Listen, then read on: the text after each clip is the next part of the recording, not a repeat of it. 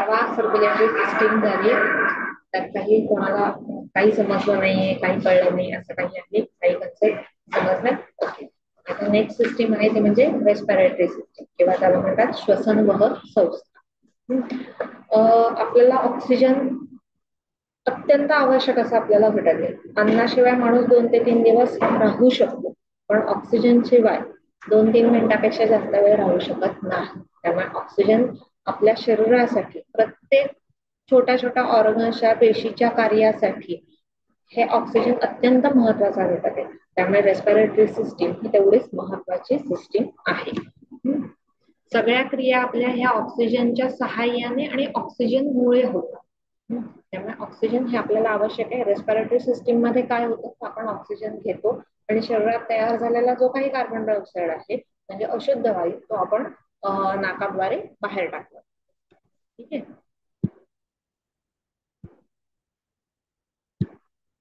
Okay. Respiratory system. Respiratory system is crucial network in the body responsible for exchange of gases, primarily oxygen and carbon dioxide. Oxygen आणि carbon dioxide यांची देवाणघेवाण ज्या system मध्ये होते ते आहे श्वसनमय संस्था. हे त्याचं एक छोटं चित्र आहे की आपली ऑक्सिजन सिस्टीम, रेस्पिरेटरी सिस्टीम कुठून कुठून सुरुवात होते आणि कुठपर्यंत असते. नाकापासून त्याची सुरुवात आहे. नाक, त्याच्यानंतर मागचे अवयव आहेत श्वासनलिका, दोन्ही फुफ्फुस आणि डायफ्राम. ही त्याची सिस्टीम आहे. यामध्ये या सिस्टीम मध्ये येणारे हे पुढचे घटक आहेत. आता आपण प्रत्येकाचं त्याची अनाटॉमी, शरीर रचना कशी असते एकच. Hello hello 640.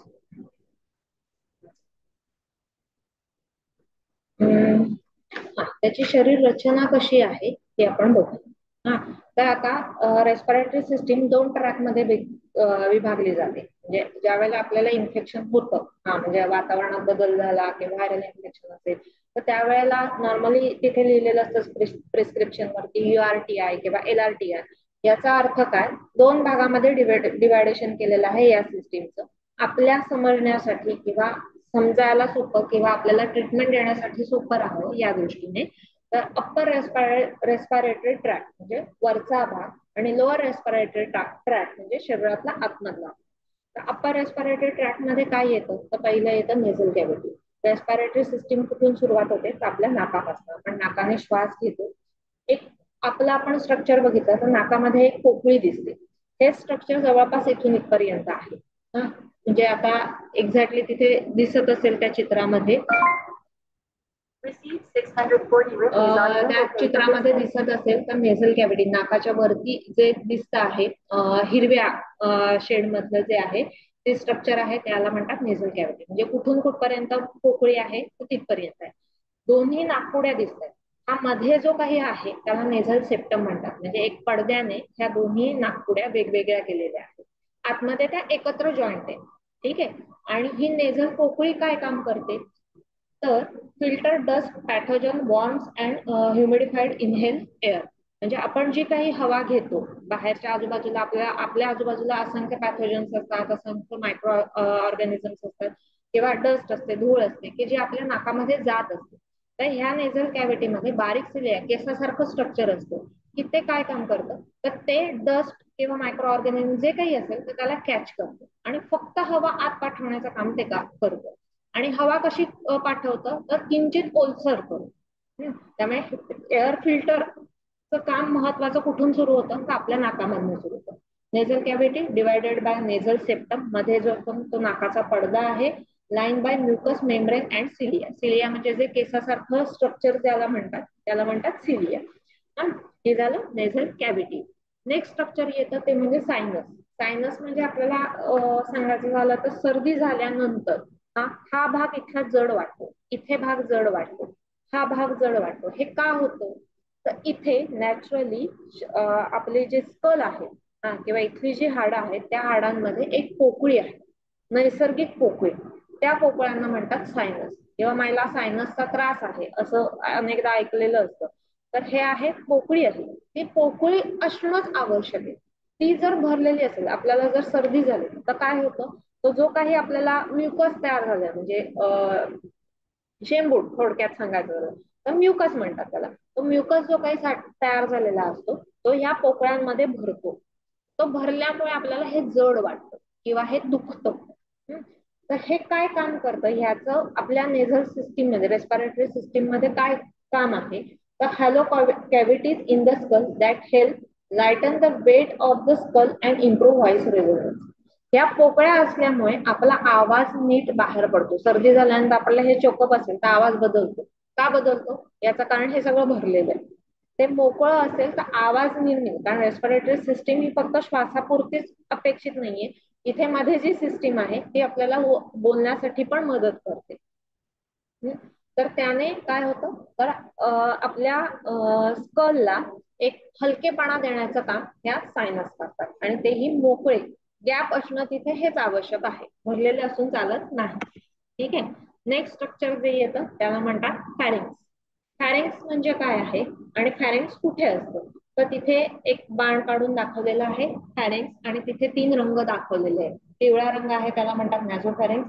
नेझल कॅव्हिटी जिथे संपते त्याच्या पुढे फॅरिंग्स हे स्ट्रक्चर सुरू होतं.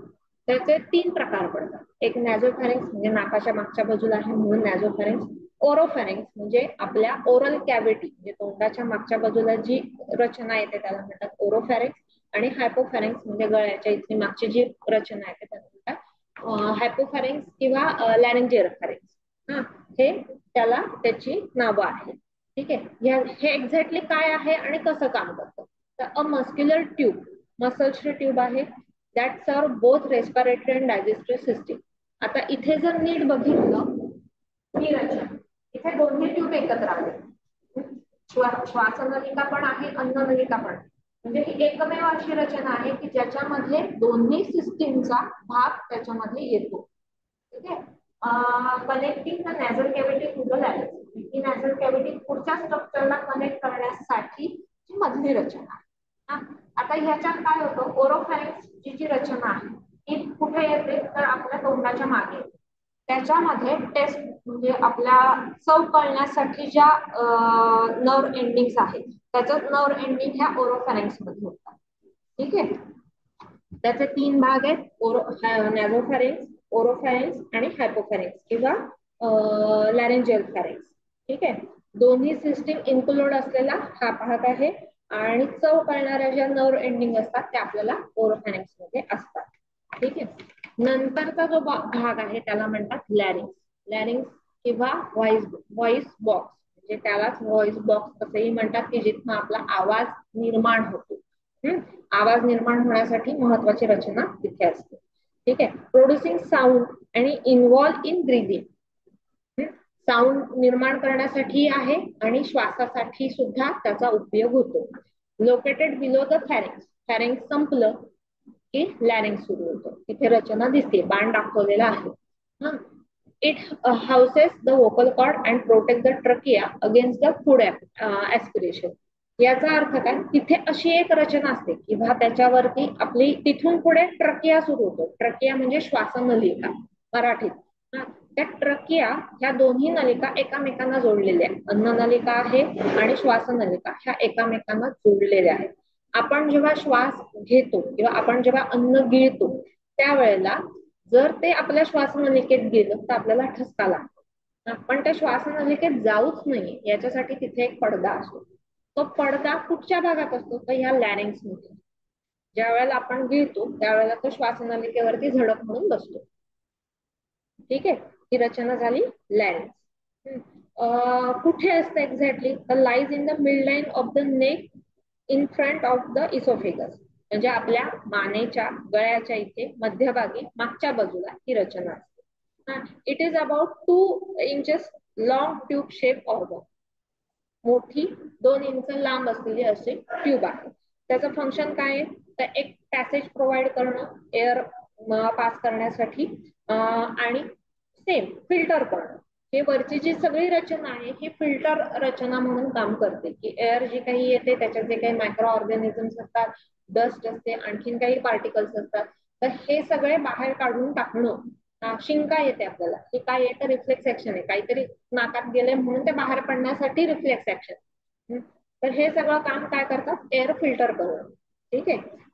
बोलणं, गिळणं आणि श्वास घेणं या तिन्ही साठी लॅरिंग्स वापरलं जातं. हे तिन्ही क्रिया लॅरिंग्स मधनं होतात. त्याच्यानंतर सुरू होतं, म्हणजे इथपर्यंत ही रचना आहे की अप्पर रेस्पिरेटरी ट्रॅक्ट, आणि लोअर रेस्पिरेटरी ट्रॅक्ट म्हणजे खालची रचना, जिथून आपला ट्रकिया सुरू होतो. त्याच्यामध्ये 3 भाग आहेत, ट्रकिया, लंग आणि सगळ्यात शेवटची जी रचना येते ती म्हणजे डायफ्रॅगम. आता आपण त्यातलं ट्रकिया, लोअर रेस्पिरेटरी ट्रकिया हे स्ट्रक्चर बघूया. तिथे पुन्हा दिसलं ते पिवळं जे स्ट्रक्चर आहे ते इथे असलेलं एक हाड आहे, हायॉइड बोन म्हणतात त्याला. त्याच्या खाली, त्याच्या मागे आहे ते म्हणजे लॅरिंग्स, आणि खाली आहे तो म्हणजे ट्रकिया. ट्रकियाला मराठीत म्हणतात श्वास नलिका. ही कुठे आहे तर, आणि त्याची लांबी किती, ही 12 सेंटीमीटर लांब आहे. लांबी रुंदी ही महत्वाची आहे, ही बदलत नाही. लांबी रुंदी महत्वाची आहे. 12 सेंटीमीटर आहे, लांब असते. Present in front of the oesophagus, म्हणजे आधी अन्न नलिका आहे का आधी श्वास नलिका आहे, आधी श्वास नलिका आहे आणि नंतर अन्न नलिका. Present in front of the oesophagus. Oesophagus याला म्हणतात अन्न नलिका. A rigid tube that carries air from larynx to the bronchi, lined with slitted epithelium and mucus to trap debris. याचा अर्थ हाच होतो की जे काही पार्टिकल्स आहेत तर ट्रॅप करण्यासाठी याची रचना असते, आणि एक वाहक श्वास वाहक नलिका, हा हेच याचं काम आहे. ठीक आहे. आणि कुठे असते the lower in front of the oesophagus. जे ट्रकिया आहे ते खाली आल्यानंतर बघितलं तर त्याच्या 2 ब्रँचेस होतात, लेफ्ट साइड आणि राईट साइड. लेफ्ट साइडला म्हणतात लेफ्ट ब्रॉन्काय आणि राईट साइडला म्हणतात राईट ब्रॉन्काय. ह्याची जी साईट आहे ते डिव्हिडेशन होतं, आणि त्याच्या पुढे ब्रँचेस होतात. ही साईट बदलते का, तर कारण तिथे हार्ट असतं. हार्टच्या रचनेमुळे सुद्धा लंग्सचे लंग्स एका बाजूला आणि दुसऱ्या बाजूला दोघांमध्ये, किंवा एकाची जाडी आणि दुसऱ्याची जाडी, दुसऱ्या बाजूची जाडी, ह्याच्यामध्ये फरक येतो. लंग्सची रचना हार्टची रचना जर आठवली तर हार्ट कुठे आहे, आपल्याला लेफ्ट साइडला आहे, किंचित लेफ्ट साइडला झुकलेला आहे. त्यामुळे राईट साइडचा जो लंग आहे तो ब्रॉड असतो, लेफ्ट साइडचा लंग आहे हा त्याच्या कम्पॅरेटिव्हली लहान असतो. किंवा लेफ्ट साइडचा जो लंग आहे त्याला एक असं कर्वेचर, लेफ्ट राईट साइडला आहे त्याला कर्वेचर येत नाही, त्याची रचना नीट आहे. ठीक आहे. ट्रकिया समजलं. ओके, आतापर्यंत काही शंका याच्यामध्ये. Okay, next. आता तो ट्रकिया पुढे कंटिन्यू झाला, त्याच्या ब्रांचेस झाल्या, त्याला म्हणतात ब्रॉन्काय. काल आपण आठवत असेल की ब्लड आपण बघितलं, ब्लड व्हेसल ज्या असतात त्या हळूहळू लहान होत, म्हणजे पहिल्यांदा आर्टरी लहान लहान होत कॅपिलरी पर्यंत येतात, कॅपिलरी पुन्हा मोठ्या होत होत व्हेन्स पर्यंत जातात. हे जशी रचना आहे तशीच इथे ही रचना, हे हळूहळू डिव्हिडेशन होत जातं, त्याच्या ब्रँचेस आणखीन बढ़त जातात, शाखा होतात, त्याला म्हणतात bronchi. The trachea divides into right and left bronchi. Left साइडला जो जातो लेफ्ट ब्रॉन्काय, राईट साइडला जो जातो right bronchi. Leading to each lung, दोन्ही फुफ्फुसांमध्ये त्याच्या ब्रँचेस आहेत. This further branches into smaller bronchi and bronchioles. त्याच्या आणखीन पुढे शाखा होतात, म्हणजे थोडक्यात त्याची पानं अजून लहान लहान होत जातात, आणि सगळ्यात मायन्यूट जे स्ट्रक्चर असतं लंग्सचं त्याला म्हणतात अल्व्हिओला. म्हणजे जसं मेंदूचं सगळ्यात लहानात लहान स्ट्रक्चर त्याला म्हणतात न्यूरॉन, आपल्या शरीराचं सगळ्यात लहानात लहान स्ट्रक्चर कोणतं, सेल, पेशी. तसं लंग्सचं सगळ्यात लहानात लहान स्ट्रक्चर आहे त्याला म्हणतात अल्व्हिओल. आता लंग्स म्हणजे फुफ्फुस, मराठी शब्द 2 आहे, राईट साइडला एक आहे, लेफ्ट साइडला एक आहे. आता मी सांगितलं राईट साइडचं आहे ते ब्रॉड आहे, आणि लेफ्ट साइडला ब्रॉड, म्हणजे राईट साइडच्या तुलनेमध्ये ब्रॉडनेस त्याचा कमी आहे का, कारण त्या बाजूला हार्ट आहे. इथे रचना दिसते आणि मध्ये काळ्या रेषा दिसतात, याला म्हणतात लोब. म्हणजे राईट लंग हॅज 3 लोब्स, म्हणजे आतमधनं आहे पण त्याचे असे किंचित फ्लॅप झाल्यासारखे दिसतात. अप्पर लोब, मिडल लोब आणि लोअर लोब. म्हणजे आम्ही जेव्हा ऐकतो पेशंटचे साऊंड ऐकतो, आणि ज्या वेळेला आम्हाला साऊंड वेगवेगळे येतात, म्हणजे छातीत मधले, तेव्हा आम्ही सांगतो कुठल्या लोब मध्ये प्रॉब्लेम आहे. म्हणजे अप्पर लोब मध्ये सगळा कफ वाचतोय का, लोअर लोब मध्ये वाचतोय का, मिडल लोब मध्ये वाचतोय, हे आम्ही त्या साऊंड्स वरनं सांगू शकतो. म्हणजे कुठे कफ एक्झॅक्टली साठला आहे त्याच्यानुसार त्याचा साऊंड कसा आहे, आवाज कसा आहे, त्यानुसार आम्ही ते सांगतो. लेफ्ट साइडला दोनच लोब आहेत का, पुन्हा तेच हार्ट आहे त्याच्यामुळे त्या ठिकाणी दोनच लोब आहे, म्हणून तिथे एकच रचना, एकच आडवी रेषा दिसते, तिरकी रेषा दिसते. अप्पर लोब आणि lower lobe accommodated the heart. Okay. मागाचं जे स्ट्रक्चर आहे म्हणजे ट्रकिया लहान होत आला, ब्रॉन्काय लहान, सॉरी ट्रकिया पुढे डिवायडेशन झालं त्याचं ब्रॉन्काय, ब्रॉन्काय मधनं पुन्हा डिवायडेशन झालं ब्रॉन्किओल्स, आणि ब्रॉन्किओल मधनं अल्विओलाय. त्याचं लहान जे सगळ्या स्ट्रक्चर आहे त्याला म्हणतात अल्विओलाय. लंग्स हे कसे आहेत, तर लंग्स हे स्पॉन्जी आहे. अल्विओलाय हे स्ट्रक्चर काय आहे, तर अल्विओलाय मध्ये हवेने भरलेले छोटे छोटे बॅग आहेत किंवा सॅक आहेत.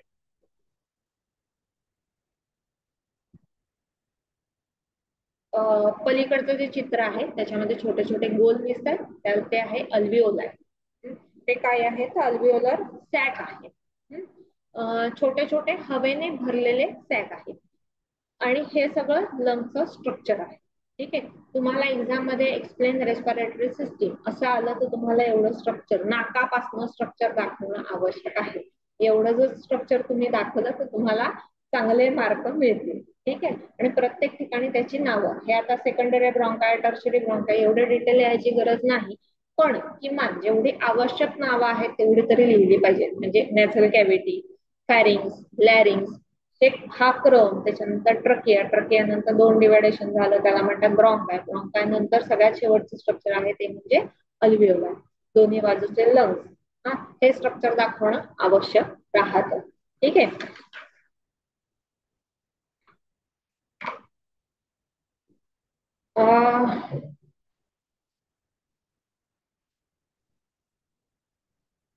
ज्यामध्ये लंग्स मध्ये आपली सगळी रेस्पिरेशनची जी सिस्टीम आहे, म्हणजे श्वास घेणं, श्वास सोडणं, ऑक्सिजन घेणं आणि कार्बन डायऑक्साइड सोडणं, ही सगळी प्रक्रिया आपल्या ह्या लंग्स मध्ये होते. ती कशी होते, तर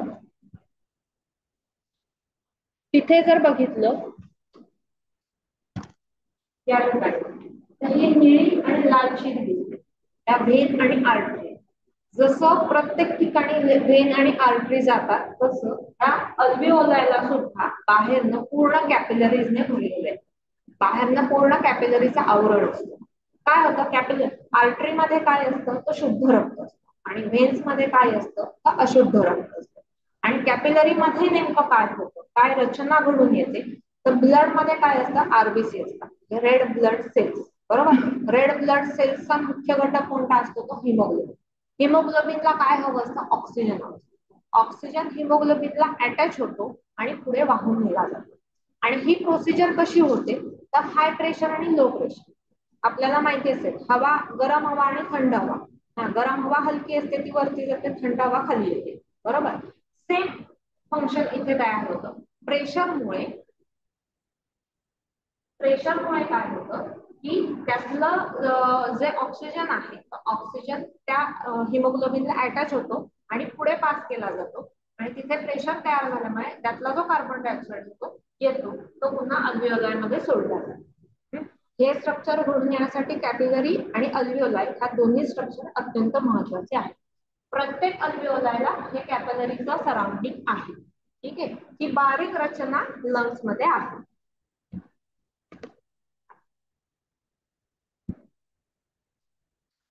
जे आता सांगितलं तेच, हे कॅपिलरी आहे, इथं डिऑक्सिजनेटेड ब्लड आलं, म्हणजे कार्बन डायऑक्साइड युक्त रक्त इथनं आलं, oxygen diffuse into red blood cells. ह्यातला जो काही ऑक्सिजन हे काही हे अल्विओलर स्ट्रक्चर, हे असंच असं तुम्ही परीक्षेमध्ये काढू शकता. त्याच्यात काय होतं, air flow in and out of alveolar. इथनं हवा येते, इथनं बाहेर जाते. हवा आल्यानंतर त्याच्यात ऑक्सिजन घेतलेला असतो, ऑक्सिजन या रेड ब्लड सेल्स जे आहेत त्याच्यातल्या हिमोग्लोबिनला अटॅच होतात आणि इथनं पुढे पास केले. कार्बन डायऑक्साइड जो काही असेल त्यातला तो पुन्हा अल्विओलामध्ये सोडला जातो आणि ऑक्सिजनेटेड ब्लड पुन्हा पुढे पास केलं जातं. ठीक आहे. अशा पद्धतीने ऑक्सिजन असलेलं रक्त आपल्या प्रत्येक पेशीपर्यंत पोहोचवलं जातं. तिथे पुन्हा हीच सिस्टीम असते, कॅपिलरी असतात, त्याच्यामुळे तिथे कार्बन डायऑक्साईड त्या सिस्टीम मध्ये जो काही तयार झालेला असेल तो व्हेन्स मध्ये ढकलला जातो आणि अशुद्ध रक्त जे आहे त्या व्हेन्स थ्रू पुन्हा आपल्या हार्ट पर्यंत आणून पोहोचवलं जातं. ओके. आता महत्वाची गोष्ट अशी राहते, हा बोला ना, मी जात आहे. ओके. महत्वाची यातली सिस्टीम अशी असते की लंग्सची रचना आईच्या पोटामध्ये असताना बाळाच्या शरीरामध्ये तयार झालेली असते, पण त्यावेळेला जो लंग्स आहेत किंवा गॅस एक्सचेंज हे होत नाही. हे कशातनं होतं? बाळाचा गॅस एक्सचेंज जे काही आहे तर प्लॅसेंटा म्हणजे बाळाला जी वार असते, नाळ असते, सॉरी आईच्या पोटात जी वार असते त्या वार थ्रू हे गॅस एक्सचेंज होत असतं. मग आपण ब्रीदिंग केव्हा सुरुवात करतो? तर ज्या वेळेला बाळ जन्माला आल्यानंतर पहिला श्वास घेतो, सॉरी पहिलं रडतो, त्यावेळेला प्रेशर क्रिएट होतं आणि आपली श्वसन क्रिया सुरू होते त्या पॉइंट पासून. म्हणून बाळ जन्माला आल्यानंतर रडलं नाही तर काळजी का करतात? कारण रेस्पिरेशन मध्ये प्रॉब्लेम होतो म्हणून. ब्रीदिंग आईच्या पोटामध्ये असताना लहान बाळाचे लंग्स हे फ्लुइडने भरलेले असतात. आणि ज्या वेळेला बाळ बाहेर आल्यानंतर ज्या वेळेला फर्स्ट टाइम म्हणजे पहिल्यांदा रडतं त्यावेळेला लंग्स इन्फ्लेट होतात, मोठे होतात आणि ऑक्सिजन आणि कार्बन डायऑक्साईडची देवाणघेवाण तिथनं सुरू होते. ठीक आहे. ओके. आता हे जे स्ट्रक्चर आहे याला म्हणतात प्ल्युरा. पिवळं स्ट्रक्चर, पिवळं लाइनिंग दिसतंय. लंग्स आपले जे आहेत आपल्याला माहितीये लंग्स, हार्ट हे दोन्ही व्हायटल ऑर्गन आहेत. हा, शरीराला आवश्यक असणारे, आपल्याला जिवंत असण्यासाठी आवश्यक असणारे घटक आहेत आणि हे दोन्ही घटक एका बोन कॅव्हिटी मध्ये ठेवलेले आहेत. त्याला म्हणतात थोरॅसिक कॅव्हिटी. त्याला म्हणतात रिब केज. ठीक आहे. या रिब केज मधनं सुद्धा काही प्रॉब्लेम आला, आपण जोरात धडपडलो, ऍक्सिडेंट झाला, काही झालं ना, तरी सुद्धा या दोन्ही व्हायटल ऑर्गनला शक्यतो इजा पोचू नये याच्यासाठी ह्या लंग्स वरती एक आवरण असतं, त्याला म्हणतात प्ल्युरा. हे आवरण डबल लेअर मेम्ब्रेन आहे. दोन आवरण आहेत. Each lungs consistent of visceral pleura आणि parietal pleura. Visceral pleura covers the lungs, म्हणजे त्याची नावं आहेत व्हिसरल प्ल्युरा आणि परायटल प्ल्युरा. जे लंग्सच्या अवतीभोवती आहे त्याला म्हणतात व्हिसरल प्ल्युरा आणि जे आपली थोरॅसिक कॅव्हिटी आहे त्याच्या अवतीभोवती म्हणजे त्याच्या आतमध्ये जे स्ट्रक्चर आहे त्याला म्हणतात परायटल प्ल्युरा. ह्या दोन्ही आवरणांच्या मध्ये जे पिवळं स्ट्रक्चर म्हणतात दिसतंय, त्या पिवळ्या स्ट्रक्चर मध्ये काय असतं? म्हणजे या दोन्ही लेयर्सच्या मध्ये काय असतं? तर एक फ्लुइड असतं, सिरम असतं. ते फ्लुइड घर्षणासाठी आपल्याला मदत करत असतं. म्हणजे आपण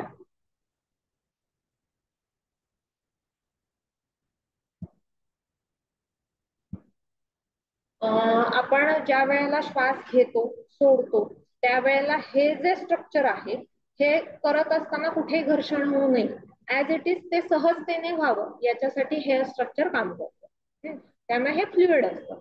आता न्यूमोनिया होतो किंवा आपल्याला ऐकून माहिती असतं निमोथोरॅक्स असलाय किंवा हे जे काही शब्द आहेत, निमोथोरॅक्स, हिमोथोरॅक्स, हे शब्द जे काही आहेत ह्या प्ल्युरल कॅव्हिटीच्या संदर्भातले आजार आहेत.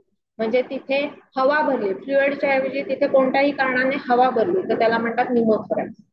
निमोनिया म्हणजे काय? तर अल्व्हिओलाय जे स्ट्रक्चर सांगितलं त्या अल्व्हिओलाय मध्ये जर म्युकस जाऊन साठला, म्हणजे हवेने भरला असणं अपेक्षित आहे, मोकळे असणं अपेक्षित आहे, पण तिथे म्युकस साठला तर काय होतं? कफ साठला याचा अर्थ. कफ साठला म्हणजे काय झालं? त्याला निमोनिया. हिमोथोरॅक्स, हिमा याचा अर्थ ब्लड. हिमोथोरॅक्स म्हणजे ह्या प्ल्युरल कॅव्हिटी मध्ये ब्लड साठलं कोणत्या तरी कारणामुळे, त्याला म्हणतात हिमोथोरॅक्स. हे त्याचे असलेले डिसऑर्डर्स आहेत. म्हणजे ही तुम्हाला मी त्यांची थोडीफार नावं सांगितली. ओके. डायफ्रॅगम ही सगळ्यात महत्वाची ह्या रेस्पिरेटरी सिस्टीमला काम करणारी, मदत करणारी महत्वाची सिस्टीम आहे किंवा महत्वाची मसल आहे. डायफ्रॅगम हे काय करतं? तर डायफ्रॅगम आपल्या थोरॅसिक कॅव्हिटी आणि ऍब्डोमिनल कॅव्हिटी म्हणजे पोट आणि आपली छाती याच्यामध्ये असलेला एक पडदा आहे. त्याचा नॉर्मल स्ट्रक्चर कसा आहे? तर डोम शेप आहे. हे काय करतं? तर मेन रिस्पॉन्सिबल मसल आहे for breathing making it vital for life. तर ह्याचं इनहेलेशन म्हणजे आपण श्वास घेतो आणि श्वास सोडतो, या दोन्ही मध्ये डायफ्रॅगम महत्वाचं काम करतो. काय काम करतो? तर when it contract the diaphragm flatten, increase thoracic volume and drawing air into the lungs. डायफ्रॅगमची नॉर्मल रचना आहे डोम शेप आहे. नॉर्मल रचना आहे ही. खाली जे लाल आडवी रेषा दिसते किंवा डोम शेप दिसते ते इथे डायफ्रॅगम कॉन्ट्रॅक्ट झालं तेव्हा ते फ्लॅट होतं त्यावेळेला काय होतं, तर चेस्ट एक्सपांड होते, लंग्स खाली खाली खेचले जातात, तिथे प्रेशर क्रिएट होतं. हा, आणि मगाशी जो सांगितला तसा हवेचा दाब जिथे वाढतो तिथे हवा जाते. हा, तर तिथे प्रेशर क्रिएट होतं, श्वास आत घेतला जातो. डायफ्रॅगम रिलॅक्स झालं म्हणजे त्याच्या डोम शेप मध्ये आलं, त्यावेळेला काय झालं, तिथे प्रेशर क्रिएट झाल्यामुळे हवा बाहेर सोडली जाते. ठीक आहे, त्यामुळे चेस्ट एक्सपांड, रिब्स सुद्धा एक्सपांड केले जातात, डायफ्रॅगम कॉन्ट्रॅक्ट होतं म्हणजे ते फ्लॅट होतं काहीच, आणि त्याची नॉर्मल रचना असते ती म्हणजे डोम शेप असते. ठीक आहे, चेस्ट कॉन्ट्रॅक्ट होतं आणि श्वास बाहेर सोडला जातो, इन ब्रिदिंग आउट आणि ब्रिदिंग इन. ही रचना समजली, ह्याच्यात काही शंका?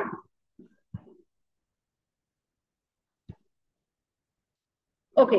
आता रेस्पिरेटरी सिस्टीमचे फंक्शन काय आहे, तर oxygen is absorb in to the blood stream and carbon dioxide expel केलं जातं.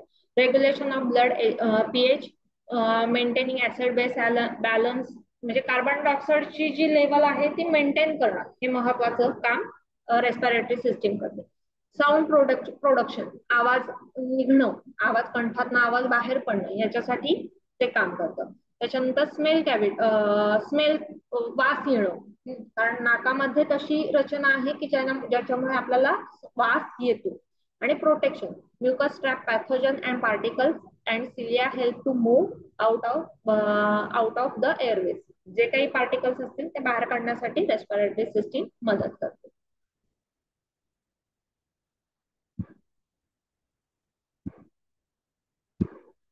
ओके. रेस्पिरेटरी प्रोसेस, इनहेलेशन, आता मी सांगितलं डायफ्रॅगम आणि इंटरकोस्टल मसल कॉन्ट्रॅक्ट होता, इन्क्रीजिंग थोरॅसिक व्हॉल्यूम वाढतो, त्याच्यामुळे air is down in to the lungs आणि प्रेशर डिक्रीज होतो. एक्सेलेशन किंवा एक्सपिरेशन म्हणजे काय होतं, डायफ्रॅगम आणि इंटरकोस्टल मसल रिलॅक्स होतात, डिक्रीजिंग थोरॅसिक व्हॉल्यूम आणि air expel from the lungs as pressure increases. आता हे रेस्पिरेटरी रेग्युलेशन आहे, हे मेंदू मधनं कोणतं सेंटर हँडल करत असतं, कारण ह्या सगळ्याचं काम कोण चालवतं, तर मेंदू चालवतो. तर मेंदू मध्ये मेडुला ऑब्लंगेटा म्हणून एक स्ट्रक्चर आहे आणि क्वान्स एक स्ट्रक्चर आहे, की इथनं हे सगळे सेंटर्स ऍक्टिव्हेट केले जातात किंवा श्वसन संस्था ही कार्य करते या दोन सेंटर मधनं काम करत. ठीक आहे, मेडुला ऑब्लंगेटा आणि पॉन्स.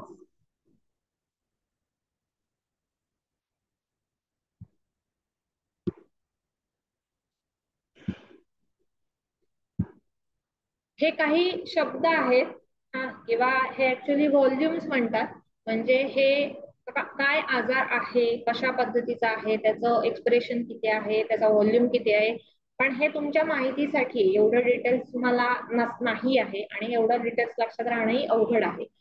आपल्या छातीची जास्तीत जास्त कॅपॅसिटी किती आहे हवा घेण्याची, तर 6 लिटर आहे. नॉर्मल कॅपॅसिटी जी आहे ती, टोटल लंग कॅपॅसिटी आहे ती आहे 6 लिटर. ठीक आहे. Tidal volume, it is a amount of air inhale और exhale during a normal breath at rest. ज्या वेळेला आपण शांत बसलेलो असतो त्यावेळेला श्वास आपला आत जातो आणि बाहेर येतो, ही जी रचना आहे किंवा तो जास्तीत जास्त किती जातो किंवा किती आपण घेतो, तर त्याला म्हणतात टायडल व्हॉल्यूम. हा, ती आपली कॅपॅसिटी असते नॉर्मल अडल्ट माणसांमध्ये. पूर्ण वाढ झालेल्या माणसामध्ये किती असते, जास्तीत जास्त 500 ml पर्यंत आपण श्वास घेऊ शकतो. Residual volume is the amount of air that remains in the lungs after full exhalation. आपण पूर्ण श्वास बाहेर सोडला, सगळ्याच्या सगळा श्वास काही बाहेर जात नाही किंवा सगळीच्या सगळी काही हवा जात नाही, काही हवा छातीमध्ये असते, हा, ती राहावी लागते, तर तुमचं पुढचं एक्सपान्शन किंवा पुढची प्रक्रिया तुमची होणार. तर ती जी असते ती किती राहू शकते, तर 1200 ml पर्यंत हवा छातीत राहते. ठीक आहे. Vital capacity is a maximum amount of air a person can exhale after taking a deep breath. जास्तीत जास्त sorry, maximum amount of air in a person can exhale after taking a deep breath. जास्तीत जास्त हवा बाहेर सोडल्यानंतर जी काही किती राहू शकते तर त्याला म्हणतात व्हायटल कॅपॅसिटी. आणि टोटल कॅपॅसिटी लंग्सची आहे ती आहे 5 लिटर किंवा 6 लिटर, 5 ते 6 लिटर. हे कॉमन रेस्पिरेटरी डिसऑर्डर्स आहेत. सीओपीडी, न्यूमोनिया मी आता तुम्हाला सांगितलं काय होतं. लंग्स कॅन्सर, न्यूमोथोरॅक्स, हिमोथोरॅक्स ही त्याची नावं आहेत. त्याच्यामध्ये काय काय रचना होते हे मी तुम्हाला एक थोडक्यात सांगितलं. आणि summary, the respiratory system is a crucial for maintaining oxygen level and removing carbon dioxide, play की रोल इन ओव्हरऑल हेल्थ. ठीक आहे, ही झाली रेस्पिरेटरी सिस्टीम. याच्यात काही समजलं नाहीये, आय थिंक हे संपली आहे.